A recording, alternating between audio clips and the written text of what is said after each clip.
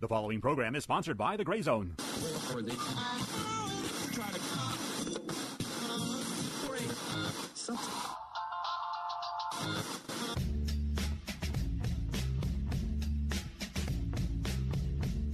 Welcome to The Gray Zone. Meet you downstairs in the bar and her. Your rolled up sleeves in your skull t-shirt. You say The Gray Zone.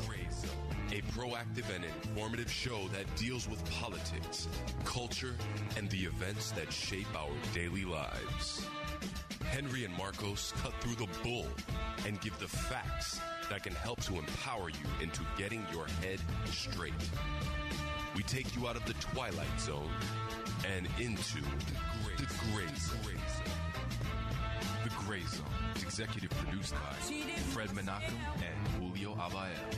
And now, your hosts, Henry and Marcos. Hey everyone, it's Michael Santo hosting a special show of The Gray Zone.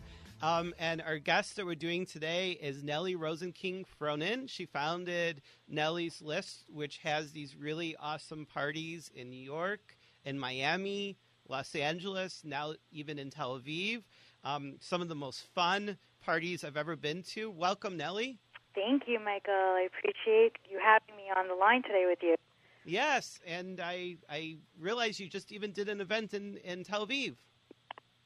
I just got back about 2 weeks ago. It was really amazing to be there. So how did you expand out all the way to Tel Aviv? Truth is, a few years ago in 2011, I was in Israel on a whim. I was supposed to be there for 10 days, and I ended up being there for about 3 months. And during that time, I always have an do events. That's what's in my nature. That's what I do professionally, and it's also, I believe, like my destiny. This is what I know to do. I got a chance to do a really great event out there, and I was able to bring 3 different cultures within Israel together, which are the tourists that are there just visiting at that time, the locals, which are the Israelis that are typically not doing touristy things. They're doing local things.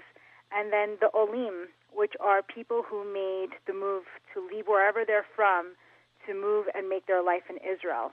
And typically these 3 groups don't really get together, and that was kind of my goal. And it ended up being super successful. And this year I knew I was going to be in Israel, and I called some of my contacts out there, and I said, last time was so great, let's do it again. I'm going to be here at this time. Let's make something happen. And that's exactly what we did. So this past August, we had a nice get-together from people from all around the world at a place called Cameo, which is a lot of fun. It's a new place. It's in Neve Tzedek, which is a new happening hotspot in Tel Aviv. Oh, wow. And it was amazing. Is that by the port, or? Yeah, it's close. It's between the Tel Aviv's Tayelet and on the way to Yafo. And that's the new hotspot that everybody goes to. Oh, wow. And Cameo, is there any connection to the Cameo in South Beach? No. It's funny you should mention it because I've had an event there too, but no. Totally different ownership and totally different places. Oh, yeah, because I always have to ask. I actually took a girl to the Sushi Samba in Tel Aviv, by the way. Oh, that's funny. There's so many all around. New York, L.A., everywhere. London, Las Vegas, Coral Gables. Yeah. So that's really amazing. I mean, I know I'm originally from Chicago, and even in Chicago, the Israelis and the local Jewish community were not always entirely mixed in social and organizational. Right. So you're kind of bringing them together in the reverse situation in Israel. You know what? I think that's what came out of what Nelly's List's real core is bringing people together. And some people have a talent, like singers have a talent with their voice. Artists have talents with the things that they do in their art and the way they express their artist expressions. And I just feel like I've been given a gift to convene people. So I'm from New York originally, and that's where I started Nelly's List back in 2003. Almost 11 years ago now. Almost 13. Oh, really? 13. I'm going into my 13th year of doing this. It's like the bar mitzvah year for Nelly's List. Yeah, big time. Wow. Totally mature. Wait, I remember your 10-year anniversary party, which was in South Beach. Yeah, that's right. That was That's almost right. 3 years ago. Yep, we did a big one in Miami. It was our 10-year anniversary party with Matisyahu. Right, And we also 2013. had Oh, Bob that was Marley's amazing. grandson do a cameo feature sing-along with Matisyahu that night. It was a big deal. So it was a great night out. Okay, so let's go back to 2003. Sure. What was your inspiration? How did Nelly's List begin? I was professionally an event planner in a corporation, and I was trained professionally to do events. And I always loved anything that had to do with going out, being social, not necessarily a party, but more just being together in good company and putting on a show. And after September 11th happened, a lot of things changed in New York City, particularly in my industry. And I shifted out of that industry and went kind of into my own ideas of what I wanted to do for myself. And it turned into an organic group of people kind of coming out every weekend and just hanging out together. And that core group was Nelly's List. It was people that were young in the age range of 20 to 25 going out to fun places together, and that grew and grew and grew.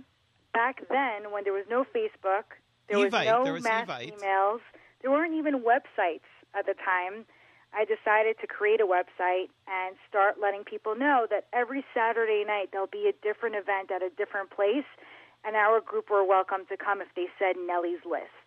And that's literally how it started. And now we're 13 years almost into it and about 15,000 members on our database from all around the world. You know what amazes me about Manhattan is it's so large in some ways and yet so small. Yeah, it's a tiny island. It's got a lot of stuff, but it's super tiny. There is it almost has this, I don't know, you kind of run into the same people sometimes. It's kind of funny. Well, people ultimately want to be social. We're the social species. We want to meet people. We want to be part of things. A lot of people call it, MOFO, like missing out on fun things. People want to be out, especially in the city. There's always something to do. You could go to 4 different events in one night. And that's kind of why people run into the same people most of the time, because it's a tiny place. It's not that big, Yeah, but yet it has this amazing feeling to the city. Oh, yeah. It's totally diverse. It's an amazing scene. Any place that you go, from Lower East Side to the Upper West Side, is completely distinct from one another. And what amazes me also, pick a day like December 24th, which is Christmas Eve, where there's this exodus of Jews that come out, on that one particular night to go out to parties like the Matzah Ball or Jewish kind of centric events that are happening that night. There are a million events that are happening in New York, and each event is packed. And it's particularly all Jewish young professionals. It's people age range 21 to 45, all coming out on the same night, but to multiple events across Manhattan. So there's never a dull moment. There's never a shortage of people. There's always something going on in that city. That's for sure. It almost becomes, I know Purim, of course, is the Jewish Halloween, but Christmas Eve, because of all the party hopping, and that's the night you want to go out because everything's closed except for the Chinese restaurants and movie theaters the next day. It's that night that everybody comes out, and it's great because it's one night you're walking into a space. Everybody in there is going to be, for the most part, Jewish. It's your age range. It's at a cool place. There's great music, and you have an opportunity to meet people for friendships. It could be romantic. It could be networking. I mean, you take it as it is, but it's that one opportunity that you get to do that. And funny enough, it's not only that night. I mean, particularly when I was living in New York and Miami, I did it year-round. So it wasn't just holiday-centric events. Yes, Purim. Actually, Michael, you were at my Purim party both in New York and Miami this year. I remember seeing you at Marquee in New York. Right. So, everywhere you go at any given time, there's something going on, even socially. Even in Miami, I was doing movie premieres or Art Basel events that had nothing to do with the holidays. But there were those Miami quintessential events or festivals that I was a part of, and I give my members access to go to those things too. I remember one of the most unique venues you had was that It was really cool. It was like in the Wynwood area, Yeah. and he had those guns. Yeah, it was great. That was such a great event. For Art Basel, we wanted to do a grand opening, and obviously everything happens in Wynwood, downtown. And I was looking for a space for one of my artists to showcase his stuff. My artist happens to be a very good friend of mine that I met in Israel. He's British, and he does wonderful photography art, and I wanted him to feature his stuff in Art Basel. And we couldn't find a particular space that worked for us. So I went into a new gun range that had just opened up in that area, and it was a humongous space. It was a transformed warehouse. And I basically transformed it into a two-part event where people could do two things. First, they were able to shoot. They were able to shoot machine guns because that's what you get to do in Florida. You would never be able to do that in New York. Nobody's wearing heels and beautiful dresses and coming to shoot a gun. Yeah, in and New we York got City. some funny pictures from that event, actually, remember. And Mini skirts, like girls were in mini yeah, skirts. I shooting kicked off my Uzis, heels and I was shooting an M16s. Uzi. Yeah, wow. That was amazing. And then afterwards, we got to feature the artist's art at the gallery and have a full-blown cocktail party. So that event, by far, was the most unique and one of the greatest events I produced in Miami. It was a lot of fun. I remember, still, coming from Chicago, I moved to Miami 4.5 years ago. I was back in Chicago, going back 2003, for example. There were a couple big, not as many as New York City, because New York City is like Jew Central, I'd say, right? Kinda. Kind of the capital other than Israel, the second True. capital. But Miami's getting there. I mean, now that I'm living in LA, I see it. It's more dispersed, but Miami is condensed. Yeah. Like if you go south of, as far as Coral Gables, all the way to Boca, I mean, you have just as many Jews. It's just in New York, I think there are more young Jews that are socializing versus maybe in Miami or as many events, if I could say that. That we're a little bit dispersed in, Miami, South Florida. It's not centralized because there's not a downtown like Manhattan. Right. Yeah, that's. But one thing I like about Miami is that a lot of the kosher restaurants stay open to 2 a.m. I don't even keep kosher, but it's like fun atmosphere. Sure, because you know what? Miami is a fun atmosphere. I got to do things in Miami event-wise that I would have never been able to do in New York. New York is the city that never sleeps. But don't forget, we have a hard winter. Also, New Yorkers are resilient. I don't know if you remember the night of Purim that you came out to Marquee in New York. I nearly died. Snowing. It was hard No, it was weather. really cold, and I'm from Chicago. It was really cold. I wasn't dressed properly, and I was losing feeling in both of Because my you got spoiled legs. from Miami like I did. Yeah, so I was losing feeling in the bottom below my knee. I couldn't feel my legs. I was getting a little worried because I got a little stuck, and Yeah. So people, we had 1,000 people come out to that event that night. It was huge. It was a Yeah, huge event. regardless Very huge. of the weather, regardless of anything. But what I was going for with the fact that Miami's so different is the atmosphere is different. When I do a Purim party, which I did literally the next day here in Miami at the time, it was outdoors. You're under the moonlight. You see stars. There are palm trees. Your feet are close to the sand. It's just like a completely different atmosphere that you just can't mimic in New York or anywhere for that matter in the world. Miami has a very unique and magical feeling to it, So it would be at a kosher restaurant or not, or be it an event or wherever you are in Miami, for the most part, from my, perspective, everything was fun, And Miami is also the place that people go on vacations. They do Yep. their Passovers. It's their second homes. Yep. Their snowbird. I would joke with my friends. I would be like, my New Yorkers spend a lot of time in Miami. Friends and family are there all the time, and I would joke and it'd be like, I'd spend more time with them in Miami than I ever did in New York because they're there vacationing. They're more relaxed. They're, they want to chill out, which they can't really do all the time in New York City at the same pace, Everything's really fast in New York. Yeah. I wonder New York if Phoenix has quite the same, because a lot of Chicago people go to Phoenix. Maybe that'll be the next place for Nelly's list. Listen, we've been outreaching all over, and right now I'm currently settled up and kind of extending myself in Los Angeles on the West Coast. I've got a lot of people who've wanted me to go to different places and start Nelly's list there, and it's always an open idea. I've been doing this for 13 years, and I'm looking 13 years forward, now.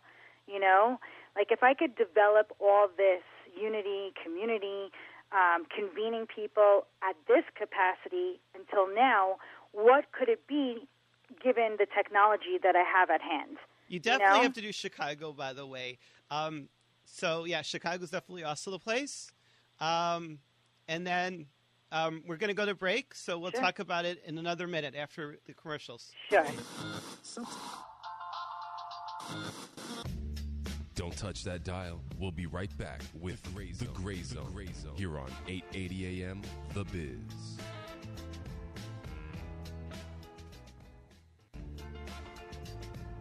Do you want to be properly informed about the issues that affect our county, state, and nation?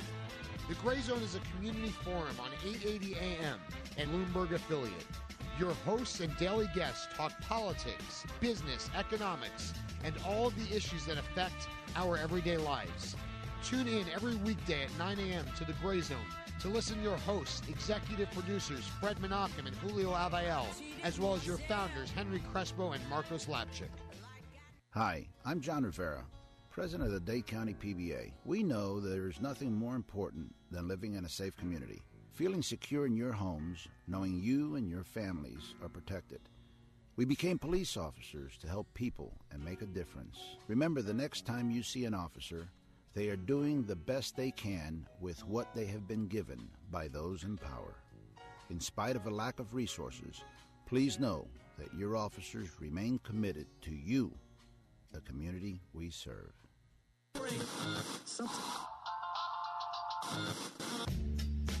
Welcome back to The Gray Zone.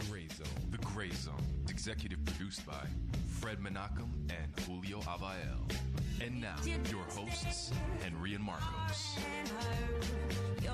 Hello, everyone. This is Michael Santo with Nelly Rosenking Fronen, who founded the very awesome Nelly's List. Welcome back, Nelly. Sure.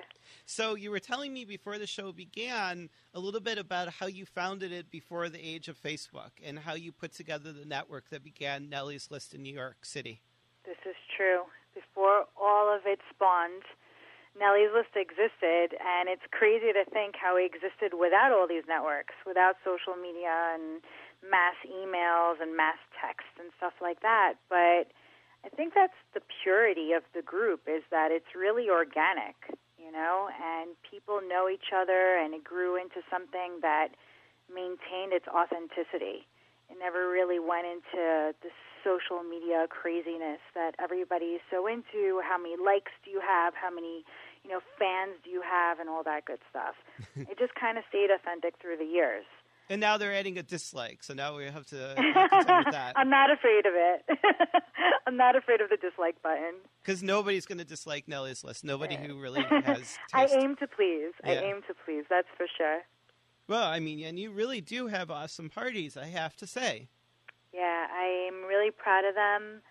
I've been given, like I said before, a bit of a gift to be able to do this. And via the events, I've met such great friends. I mean, you being one of them, we're still in touch. You've been to my events. We've met through the events. And so many other people from around the world have kind of like just gravitated to me. And I've maintained those life connections with them. So I'm really lucky to have experienced those things. It's not only in New York or Miami, and now, God willing, it will be in Los Angeles, but I've traveled the world with Nelly's List. We did events in Amsterdam, in Spain, in Montreal, and like I said, in Israel, and that's really a gift in itself. That's amazing. So tell us a little bit about the Amsterdam event, for example. How did that come to be? Where was it? Sure. So I guess I was 26 at the time, so it was 10 years ago. I'm not shy to tell my age. I'm very proud of it. I put together a Nelly's List trip, and it was about 40 people, which mostly were my friends at the time, to go visit Amsterdam to meet a group of Dutch Jews.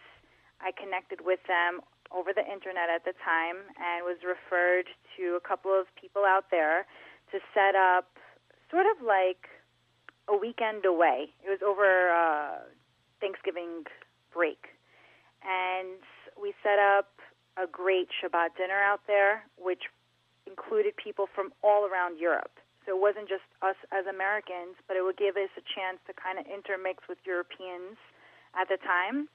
And we went to the Anne Frank house. We did all, like, the typical things you do in Amsterdam, like visit the Van Gogh Museum and the Heineken Museum. And obviously, you know, Amsterdam is known for certain things. And because I was a chaperone, I was on my best behavior. But it was a fun time. Let's just leave it at that. But the experience was just not fun. It was kind of eye-opening that there are communities that we don't know about, that we're not in touch with, our age range, and also, like, really excited to meet Americans that are Jewish, you know? So I was able to put that together. I think it was 5 days, 4 nights, and we went out together. Like I said, we spent Shabbat together. People made life connections to people from across the world, and it was a really great experience for everybody who was there with us. Now, a lot of people, a lot of Jews in Europe have been feeling very pressured by anti-Semitic violence, anti-Semitic rhetoric, and tensions. Was this something that you found when you were in Amsterdam? At that time, no. But funny you should mention it, because I felt that sentiment from friends who are Europeans while living in Miami. Miami has a very evolving Jewish community, a Latin community that's ever growing, of not just young people, but actual families that are leaving Latin countries like Venezuela, Colombia, coming to Miami and making Miami their new life and their new chapter for them and their whole entire families. And then the European Jews that I met, some from Madrid, some from Paris, some from Italy, that I befriended, had that sentiment where they felt there wasn't really a future in Europe for young Jews. So if they were to get married and were to have children, that it wasn't the right place to allow their families to grow in. And because Miami has such an international mix of people, I was able to kind of connect with these Jewish people and speak to them more about it and understand why that they're, A, trying to make the real move to the U.S., and B, why is it that they really feel that Europe is going down in that fact. Yes, we see things on the media, that's for sure. We see everything that's going on, we read it in the newspaper.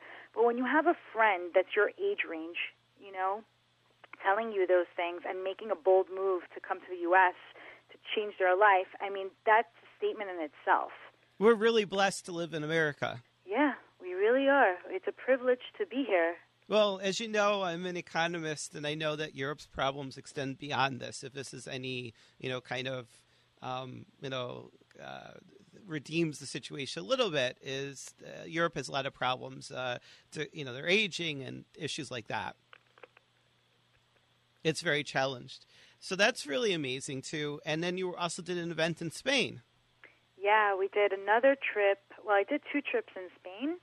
I joined a group that was a European group that also did the same thing, social events, bringing European Jews together from all around the world.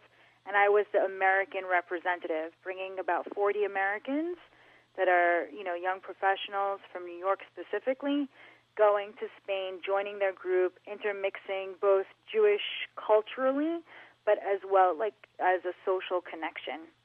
I did it once in 2007, and I did it again in 2012.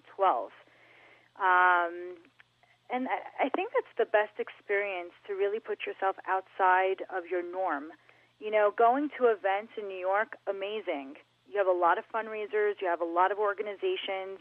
I'm personally a one-woman show. I do my own events. It's not for a particular organization.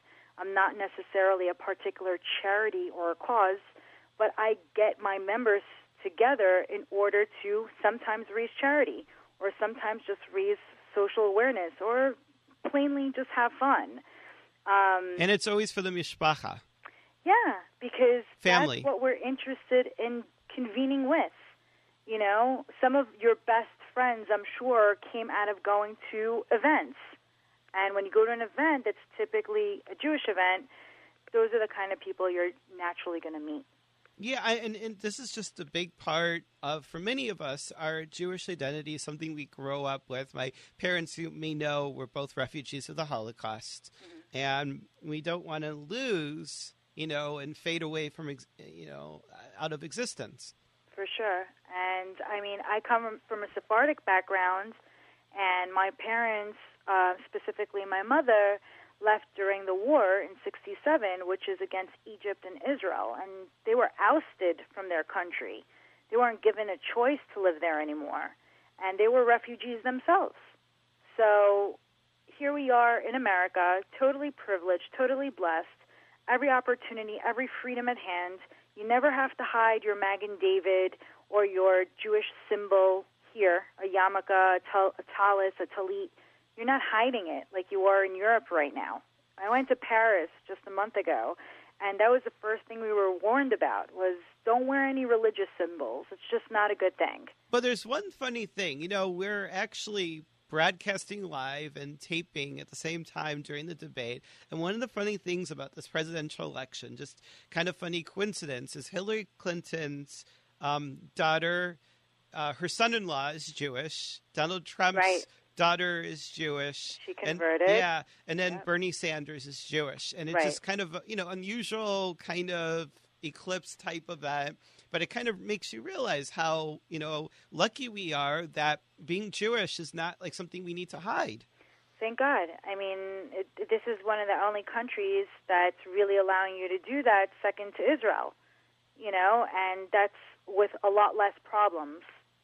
So with that being said, and it's funny that you should bring that, because we are still on the topic of my event and, Jewish people coming through the events and connecting with one another.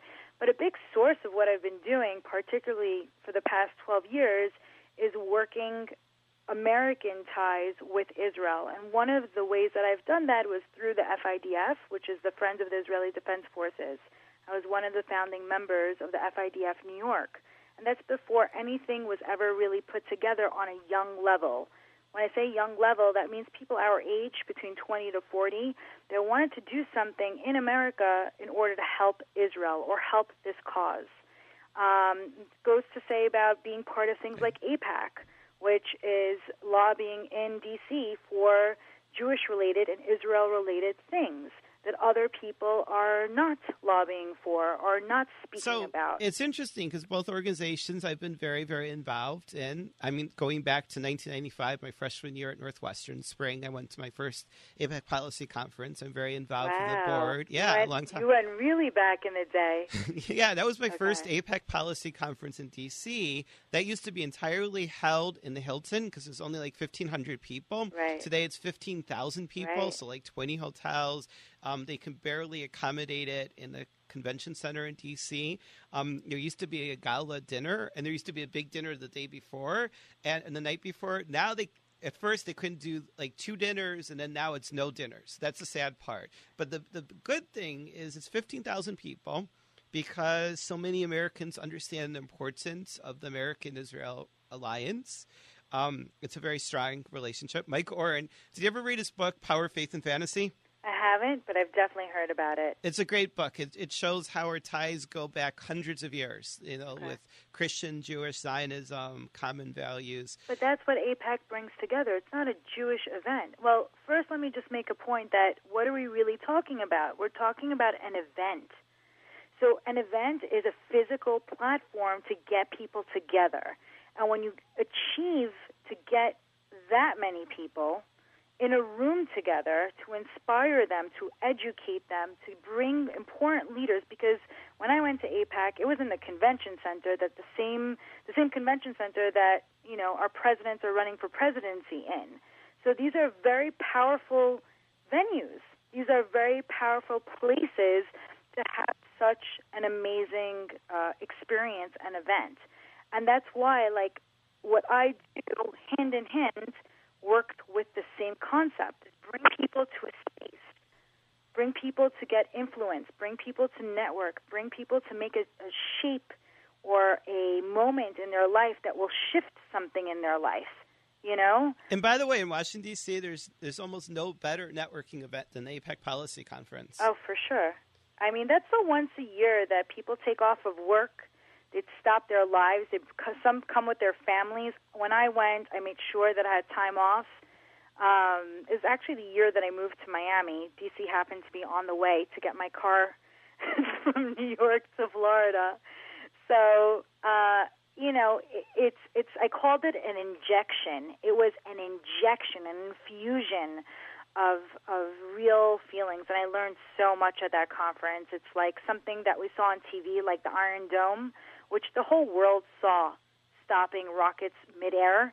That's thanks to AIPAC. That's thanks to the U.S. and Israel's relationship. Well, a lot of people don't know that. Yeah, and there's something amazing about AIPAC. AIPAC, it's confusing, isn't a PAC. It's not a political action committee. So it can't give money to candidates. It cannot endorse. Right. All it can educate the issues. Right. And yet it's the core of ensuring that Israel and the United States remain close. And the U.S. gets a lot of very important missile technology, medical technology too, and all kinds of technology. But our military cooperation is very strong. I mean, I was just reading our Delta Force wears Israeli uniforms when they're practicing in Israel. That's how close. Yeah, they train with one another. I was in Israel this past summer in August, and one of the most amazing things I got to do, it's actually the second day that I arrived, is I went to the Israel-Gaza border, and I was able to go visit the paratroopers, which are basically the unit that's front line if and when anything is going down in Gaza, which we all saw live on TV last year. And one of the commanders that I spoke to were speaking extremely high about everything that we're talking about because they know we're their support. We know that without the American influence of AIPAC, FIDF, or people like you and I who are involved, educating, being the voice or the representative from the other side, then there is no balance. Nobody wins, And friends of the IDF, FIDF, they help oftentimes young Israelis who are very young, often from disadvantaged families in Israel, whose families are struggling or can't afford college. Yep, it's everything with education, with in particular, if a base is lacking something like physical rehabilitation, or there's a lot of unfortunate widows and orphans, if there's a facility that could be built or renovated for them so they can continue to enjoy their lives, or lone soldiers, which that in itself really hits me the most. I actually did an event in Miami last first year. of all, tell everyone what a lone soldier is. Sure, I'll definitely be happy to. Last year, I wanted to do just that. I wanted to explain what a lone soldier is. It's a person that comes from a different part of the world other than Israel and leaves everything behind, their family, their life, their job, everything they know, travel to Israel and join the army. And they are really on their own.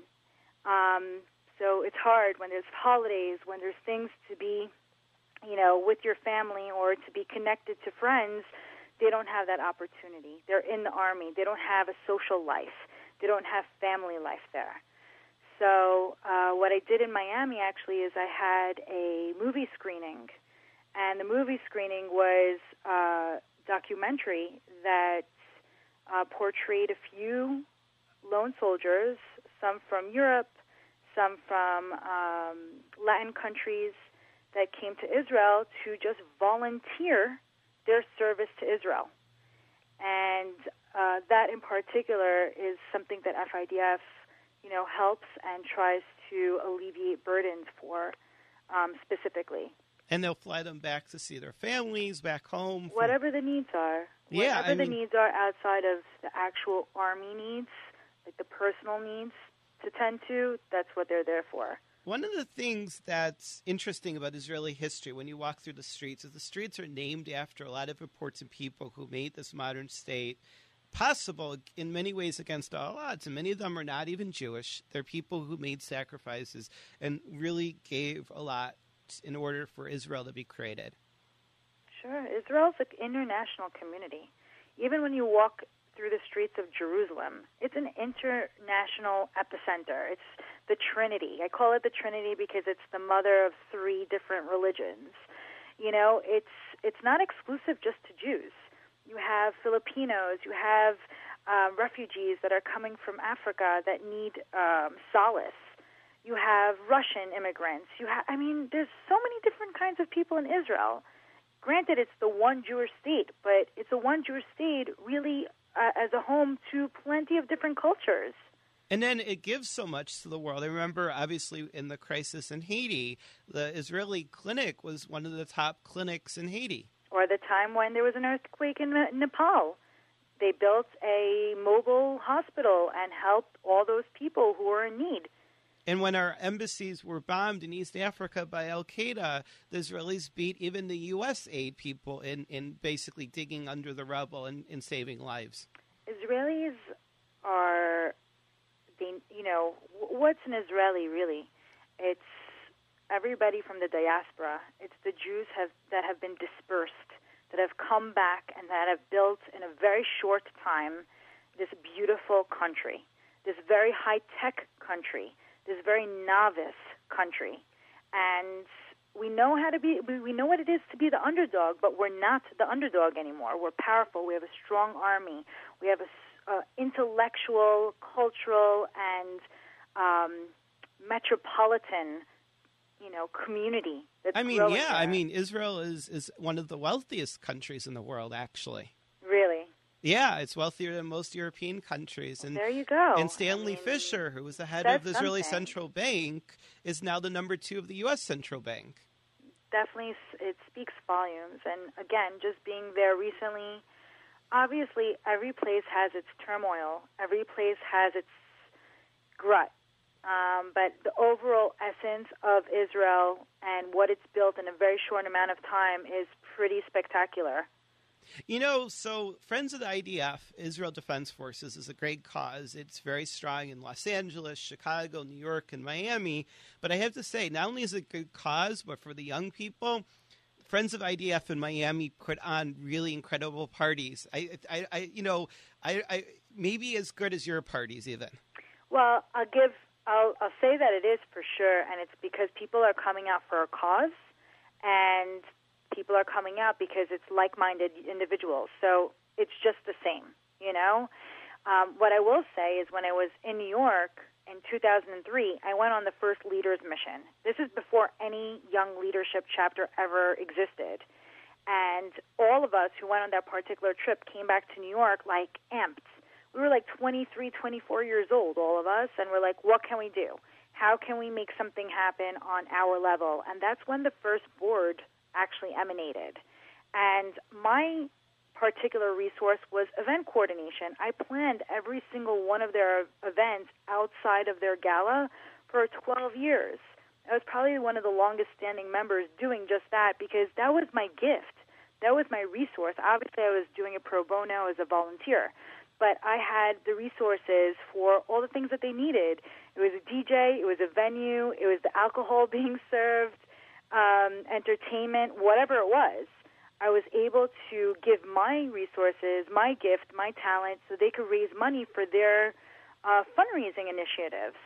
And when I came to Miami and I saw the board doing just the same, or here in LA, I have some friends that are involved with the board, and I'm speaking to them about the stuff that they're doing. It makes me feel so happy that we were able to expand and to continue this great thing to help the soldiers, because you know what? Without the both of us, there isn't anything. It has to be a balance between us giving in America and speaking and educating, and the Israeli soldiers just doing their job. And we've done a good job because Israel's very strong, but Israel had to deal with all these countries trying to invade and destroy, and they went through terrible, terrible times. They're very But you know what, Michael? That's the song of history. It's never changed. If you open the Bible and you read any chapter, it's always been the issue from day one, And Israel, by meaning, is it's struggle. That's what Israel means. It means struggle. And that's a curse and a blessing, and we'll always defend it. When did you ever see real peace in the world? there's always going to be something, right? I have to say we made progress because I think that there's a risk in telling people, yes, we still have challenges, but so some of the challenges are kind of pushed to the past. Yom Kippur War, Israel was invaded by all these armies. That can't really happen again. 2002, the most horrific suicide bombings Israel's ever seen, and now, thank God, there's a security barrier, which keeps the terrorists out. That's why I'm kind of saying it's twofold. Like, it's bittersweet, These things are happening, but at the same time, we're putting up our defenses, and we persevered. I mean, we're successful. Survivors. Yeah, we're a successful nation, and throughout it all. And not just defined by the borders of the actual country, but as a whole, anywhere we are. And that kind of just swings me back real quick to the events. You talked about Israel as a country defined in borders and all the things that we're talking about now to protect it and all the things that we're doing to support it. But outside of Israel is Israel the nation. And these events are allowing people who are identifying with the religion, identifying with, everything that has to do with us as a nation, and allowing us to come together in the most unique kind of way. In Passover, I've been doing events for the past 13 years in Miami, and I'm sure you've been to plenty of them. The most recent we did was at Live. We have over 1,500 people from all around the world that are Jewish young people coming to our events. Well, this is the place where everyone itself vacations in Miami. That's the really neat part about doing it in Miami.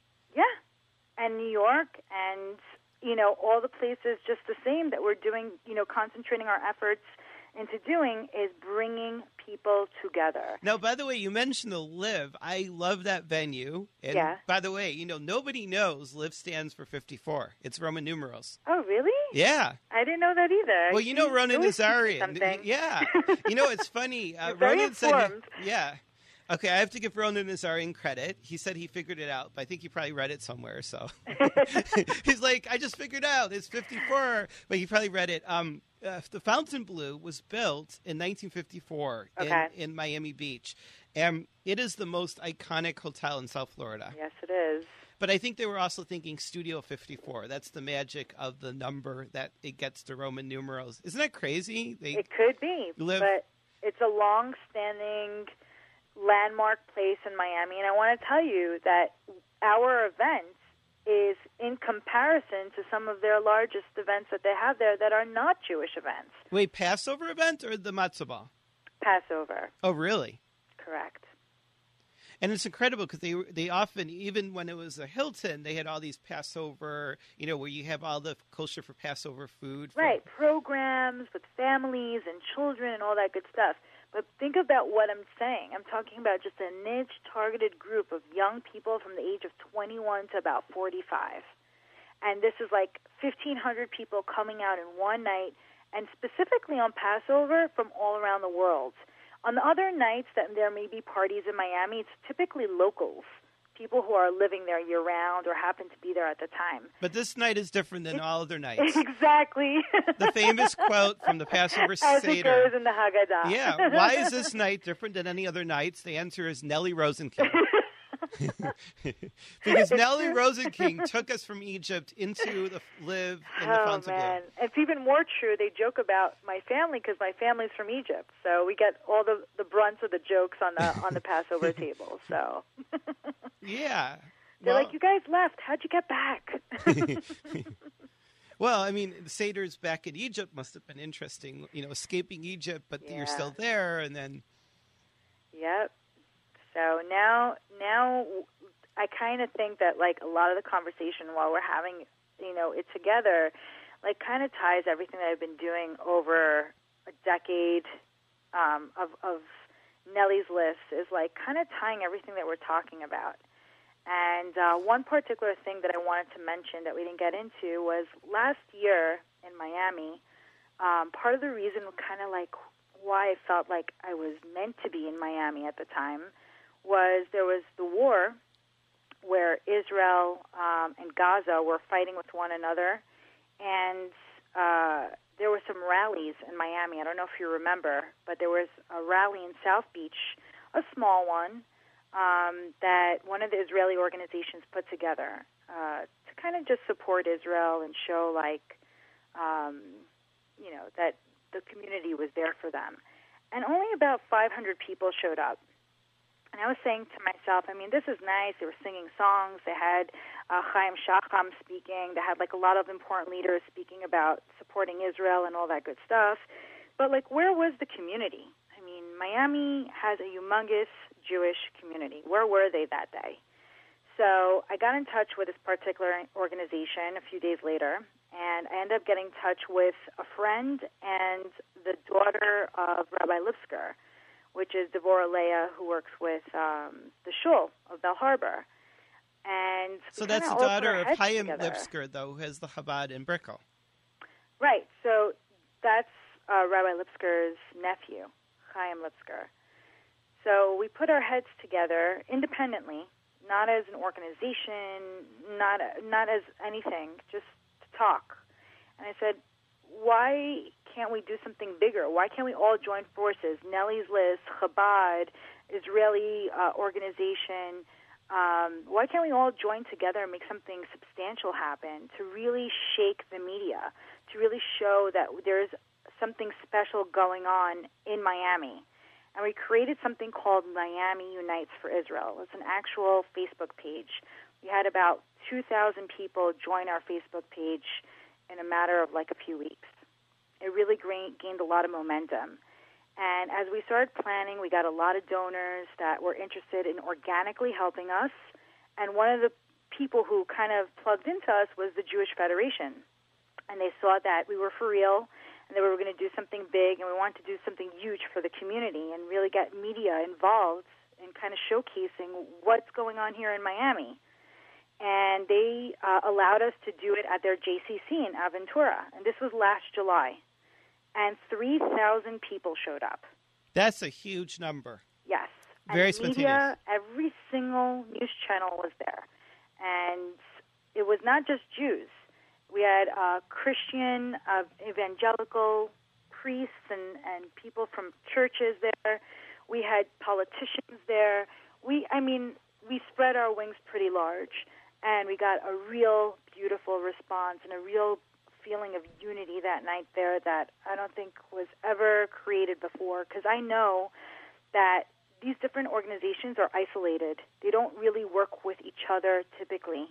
And I happened to be this person that was able at that time to bring these particular groups together to act as the glue so we could formalize something bigger than just being isolated organizations. And it worked, and it was amazing.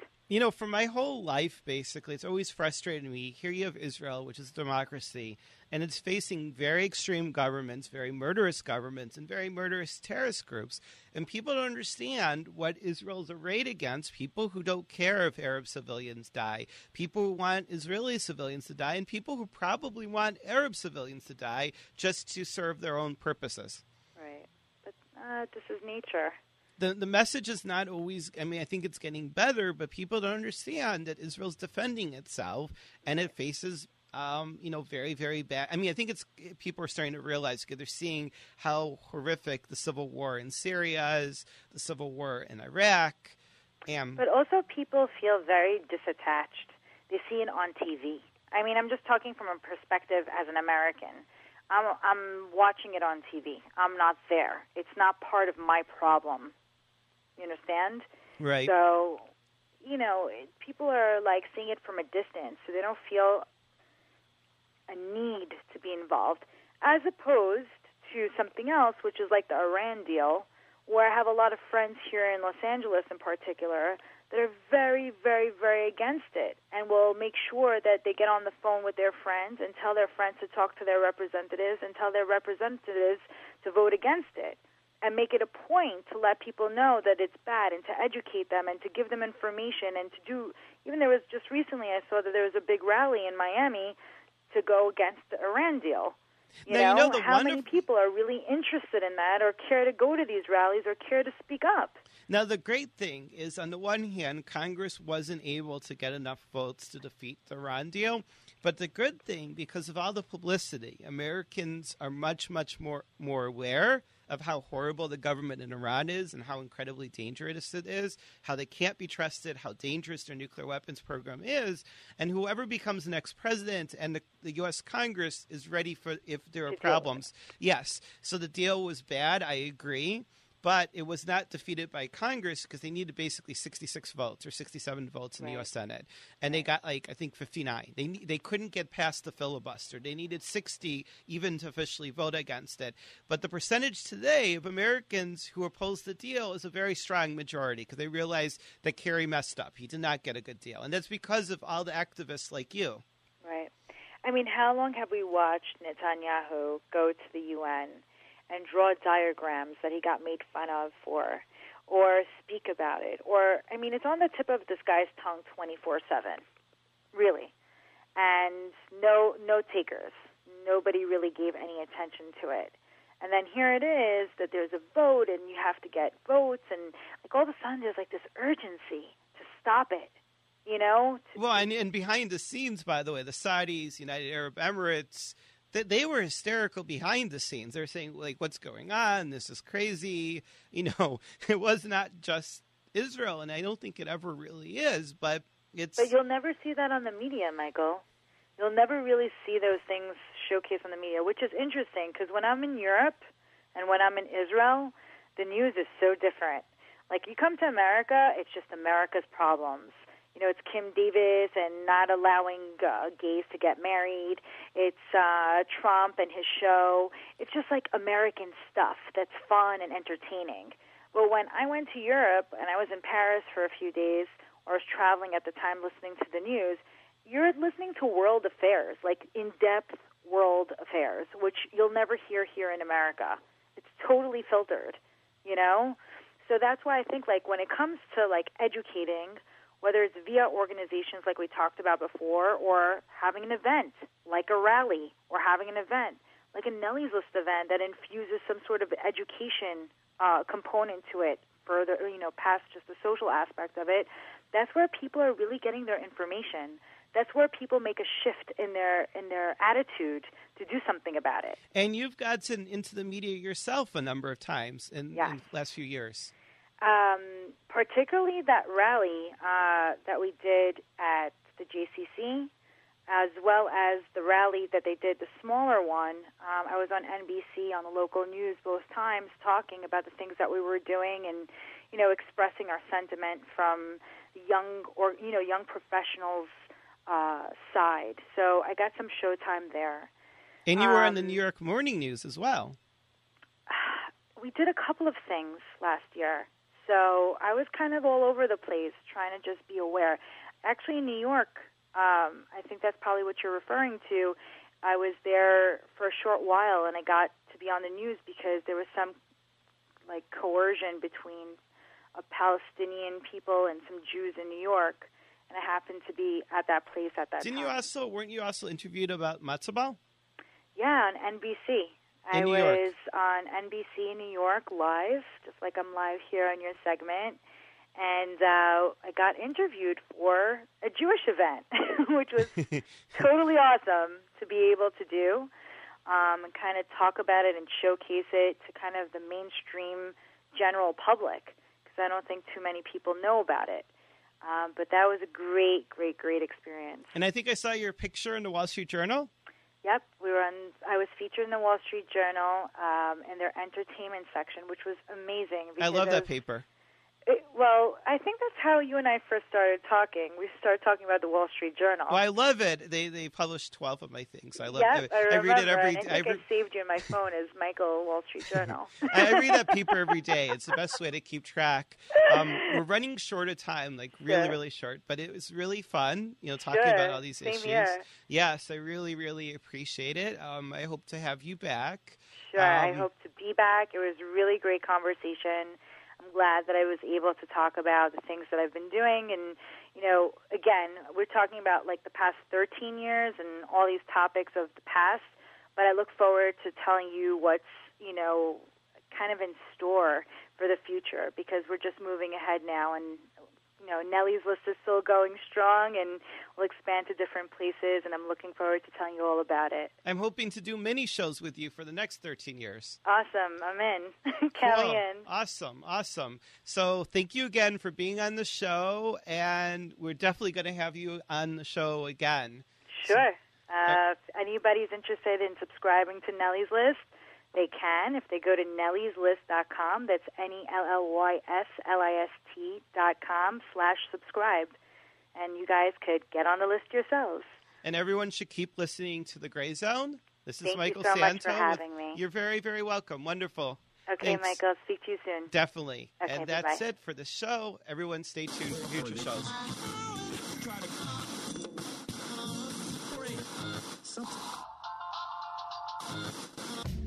Thank you for tuning into The Gray Zone, where you enter a zombie and you leave awake. Tune in tomorrow, same time, same place, right here on 880 AM The Biz, starting at 9 a.m., Monday through Fridays, because almost nothing is black or white. The Gray Zone is executive produced by Fred Menachem and Julio Avael.